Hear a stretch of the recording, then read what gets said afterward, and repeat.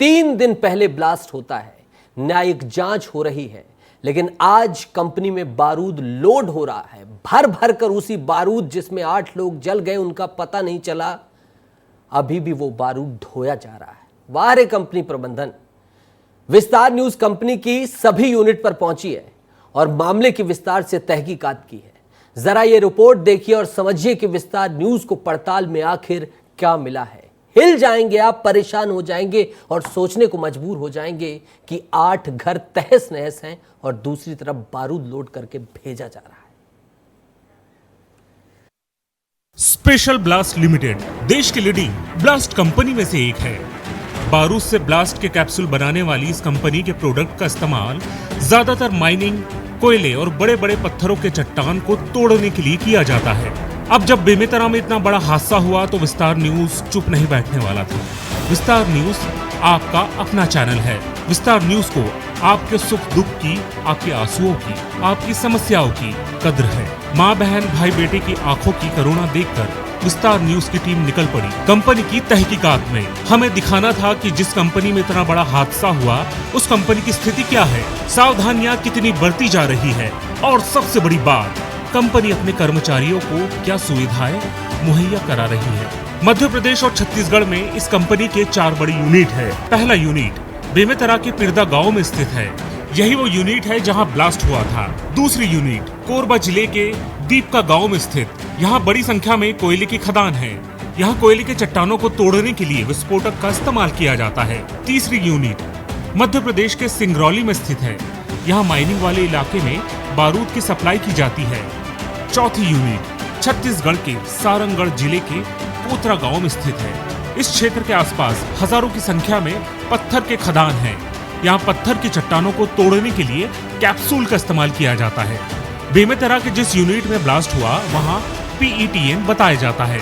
इन चारों ही यूनिट पर विस्तार न्यूज के संवाददाता चल पड़ते हैं। पहली यूनिट बेमेतरा। जब संवाददाता दिलीप शर्मा यूनिट पहुंचे तो यहाँ का दृश्य हैरान करने वाला था। हालात देखकर बिल्कुल भी नहीं लग रहा था कि इस कंपनी की यूनिट में विस्फोट हुआ है। जहां घटना के एक दिन बाद तक सन्नाटा पसरा था, वहीं एक बार फिर यूनिट पर माल ढोने की गाड़ियां मौजूद दिखाई दी। यही नहीं, कंपनी के कर्मचारियों द्वारा माल की लोडिंग की जा रही थी। लिहाजा जब विस्तार न्यूज के संवाददाता तमाम मसलों को कवर कर रहे थे तो मौके पर मौजूद कंपनी प्रबंधन ने विस्तार न्यूज के सवालों से बचते नजर आए। काम कैसे चल रहा था? अरे रुकिए ना यार, काम क्यों चालू करवा दिए? काम नहीं चालू करवाए। भाई अभी आप रुको ना। अभी लोडिंग का काम क्यों कर रहे थे? अरे लोडिंग का काम नहीं हो रहा था यहाँ पर। क्या हो रहा था? क्या हो रहा था? आप चलिए ना, बता रहा हूँ मैं। देखिए, ये जो फैक्ट्री के जो कर्मचारी है अब कुछ भी कहने से डर रहे हैं क्योंकि यहाँ पे लोडिंग का काम चल रहा था। अभी तक ब्लास्ट के आज तीसरा दिन है, ना कि यहाँ पर किस तरह से लोडिंग यहाँ पे किया जा रहा है। सवाल तीखा था। प्रशासन वैसे तो न्यायिक जांच की बात कर रही है, ऐसे में कंपनी प्रबंधन की जो हरकतें थी वो काफी चौंकाने वाली थी। कंपनी के अधिकारियों ने तो सवालों से भागते हुए विस्तार न्यूज के आईडी पर भी हाथ मारने की कोशिश की। हाँ सर, सर तुमको मतलब नहीं है, बाहर निकलो अभी। क्या हो गया? बाहर निकलिए। क्या हो गया सर? अब यहाँ से बाहर निकलिए। आपको कुछ बताइए ना। अब यहाँ से बाहर निकलिए। आपको कुछ बताइए ना। मैं कुछ भी नहीं, मैं कोई भी नहीं बता रहा। अभी आप ना मैं अरे बताइए, आप हैं कौन? नाम बताइए। आप पुलिस से हैं या फिर प्रशासन से हैं? कहीं से? क्या नाम है आपका? प्लीज बाहर निकलिए, प्लीज सर। तो बताइए, बाहर निकलिए। अभी आप इसमें क्या हो पता नहीं है। पूरे मामले की जब न्यायिक जांच चल रही है, आप लोग स्टॉक कैसे हटा रहे हैं? कुछ नहीं हटा रहे हैं, कुछ नहीं हटा रहे हैं। कहाँ चेंज कर रहे हैं? आप लोग खड़े होकर बात करिए ना, कैमरे को हाथ। तो ये फैक्ट्री के अधिकारी है, जब मीडिया पहुंचती है सच्चाई दिखाने के लिए इसी तरह से रोका जाता है। बेमेतरा यूनिट पर ऐसी खस्ता हालात थे कि कंपनी के परिसर में केमिकल का नाला देखा गया जो आसपास के गांव को दूषित कर रहा था। यही नहीं, कंपनी में ना तो पर्याप्त मात्रा में वाटर टैंक देखी गई, ना ही फायर एक्सटिंग्विशर। आलम यह था कि 800 मजदूर इस फैक्ट्री में बिना सेफ्टी के काम कर रहे थे। यहाँ पे कुछ व्यवस्थाएं दिखाता हूँ जो यहाँ पे कितनी अव्यवस्थाएं फैली है, कितनी खतरनाक जगह है।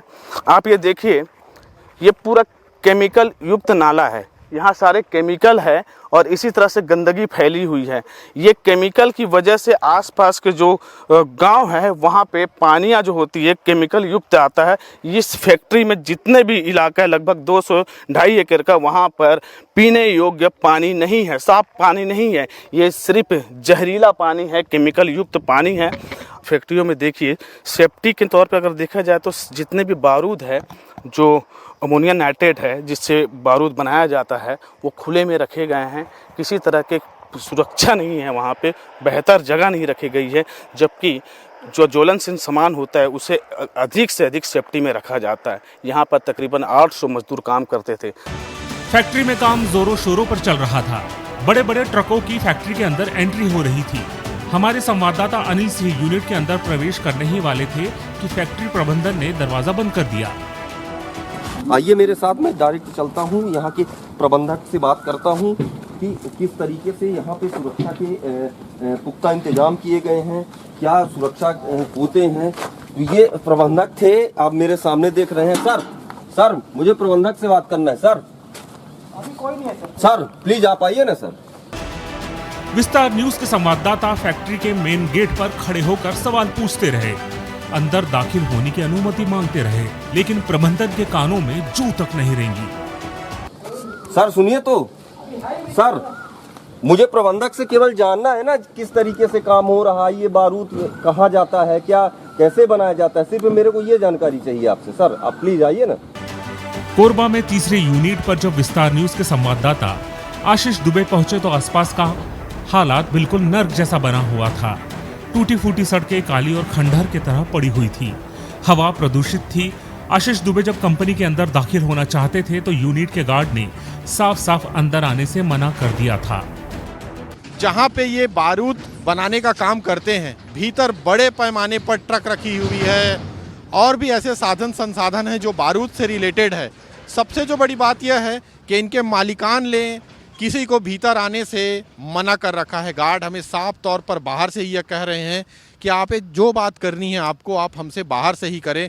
हमने यहाँ एक राघव नाम के गार्ड से बात की है जिन्होंने यह जानकारी दी है कि यहाँ बड़ी संख्या में लोग आते हैं जाते हैं और आसपास के गांव से वो लोग आते हैं। उनकी सुरक्षा को लेकर भी एक बड़ा सवाल है, क्योंकि ये जो जोखिम वाले उद्योगों में आता है, ये जो ब्लास्टिंग का काम है, बारूद का काम है, और उसके बाद भी उनकी सुरक्षा को लेकर जो चीज़ें हैं वो कंपनी उस पर ध्यान नहीं दे रही है। रायपुर के फाफाडी में स्थित वॉलफोर्ड ओजोन में स्पेशल ब्लास्ट लिमिटेड का हेड ब्रांच है। विस्तार न्यूज के संवाददाता रोहित मिश्रा जब ऑफिस पहुंचे तो कार्यालय का दरवाजा बंद था।